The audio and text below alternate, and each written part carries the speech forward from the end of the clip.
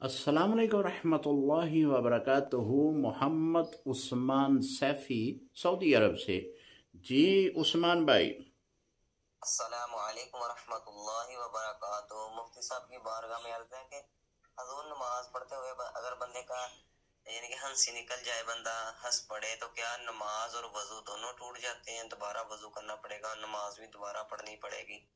अस्सलामु अलैकुम वरहमतुल्लाहि वबरकातुहू। वालेकुम सलाम व रहमतुल्लाहि व बरकातुहू। दौरान नमाज बंदा हनस पड़ा तो क्या वज़ू और नमाज दोनों टूट जाएंगी, ये आपने पूछा है।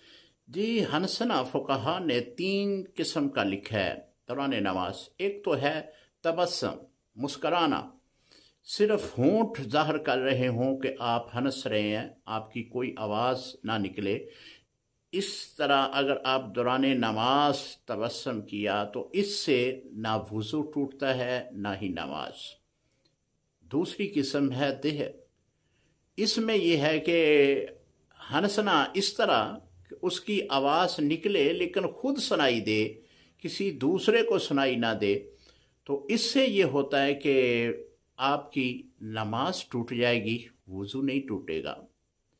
एक तीसरे नंबर पे है कहका। कहका उस हंसने को कहते हैं कि जिसकी आवाज़ खुद भी सुनाई दे और दूसरे को भी उसकी आवाज़ सुनाई दे, इसे कहका कहते हैं। तो कहका में नमाज और वज़ू दोनों टूट जाएंगे। उम्मीद है मसला समझ गए होंगे। अस्सलामु अलैकुम रहमतुल्लाहि व बरकातुहू।